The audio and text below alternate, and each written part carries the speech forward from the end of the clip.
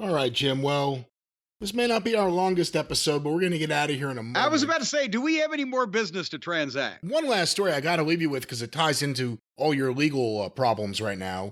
Maybe. Oh, the big lawsuit, right? The big lawsuit, Raka Khan suing you, Michael Jordan, The Rock, Home Depot, Bank of America, and various other municipalities. Several defunct people as well. Several defunct organizations. Not Dory nor Terry, but some defunct people. Well, this article right here was sent to me from CNN by Michelle Watson. 10-year-old children were found working at a Louisville McDonald's until 2 a.m. Do you know anything about this, sir? Actually, I just saw that news broke on the noon news today here in the Derby City. And I don't think that my name is on any of the ownership papers of the locations in question. I innocently invested a little money in fast food several years ago, and I just wanted to keep costs down. And first thing, we took the water coolers out, and then we turned off the air conditioning in the kitchen last summer, thinking that would save some money. But then we had to pay for all those ambulances to come when people started dropping over of heat frustration. But finally, we realized that those kids under 12 will work a whole lot cheaper than those adults with families and mortgages and shit. I went to a better article here from the New York Post. The U.S. government slapped 3 McDonald's franchises in Kentucky with more than $200,000 in fines after an investigation found they employed minors, including a 10-year-old who was working the fryer. Including a 10-year-old who was illegally made to work until 2 a.m. and who was allowed to operate a deep fryer, all without getting paid. Well, now see, this is just such a ridiculous combination of concepts there.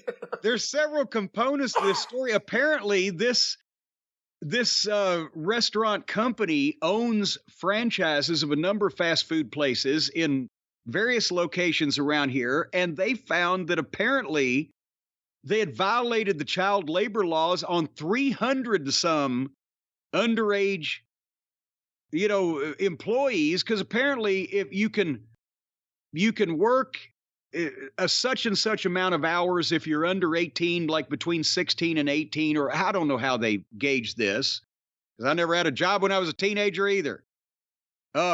Not a real one. Where's our son? He's not in his bed. Oh, he's at work. Yeah, well, that's the thing. Kids work McDonald's or whatever while they're in high school to earn extra money. And more power to them. Industrious young people, right? But you can't work a certain amount of hours if you're not 18, and they violated that. But they actually had 2 10-year-old kids that had been working the late shift at one of these McDonald's, including one of them running the fucking fryer. No wonder the fries are not as good as they used to be. And the excuse from the restaurant, the defendants, if you will, was that it was the night manager's kids and they weren't getting paid. They were just helping out because the night manager told them to. Management didn't know anything about it.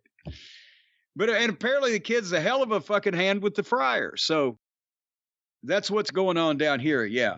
In a way, I hate to say this, but I kind of feel sympathy there at the end when you say that, because if the night manager's bringing his kids or her kids, we don't know, you assume they're there for a reason. It may not be because if it's because I need more work and I don't want to hire anyone, so I got 10-year-olds, that's one thing. But no, because it's not her money or his money or their money or whatever fucking genre the person is. It's not their money, and it's the fucking owner of the franchise location's money. So basically, they're understaffed. So the fucking night manager said, "Hey, kids, fuck school in the morning. Come in here and run this fucking fryer for me. I need help." Well, it seems like every time we turn around, there's another crazy story coming out of Louisville, Jim. Now, what do you mean by that? Well, there was the bank. Now is this. Every time anything happens, we hear from people. Tornadoes. Well, we've got some screwy weather, and the shootings, it's America. They happen everywhere, on everybody's corner. We've all got a part to play in that, but child labor is, I will admit, kind of a stereotypical Kentucky hillbilly type of thing. Wait till you hear about the age of consent as an embryo. What? Oh, boy, down in them there hills. Do you think Raka Khan should get involved in this case? Raka Khan? Raka Khan. I want to sue. I think I'll sue you. Rocka Khan gonna Um, sue Jim Cornette, Rocka Khan. I think that certainly her attorneys, apparently, if she has any, although now I've heard she may be representing herself, but she's got a lot of experience in child custody and treatment and care and maintenance and servicing, whatever else you do to children. Apparently, she's got a lot of experience. That seems to be where her life started going sideways to begin with. If she represents herself, what can we do to convince you to testify?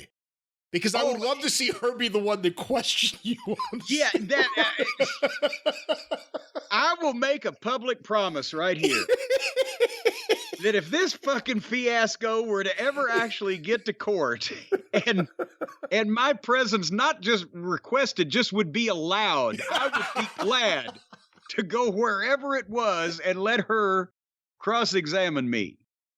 You heard it here first. You'll be seeing Cornette Court TV on YouTube in the coming weeks. But and hey, Rock, if you're listening, if you'll meet me halfway, we can share a ride.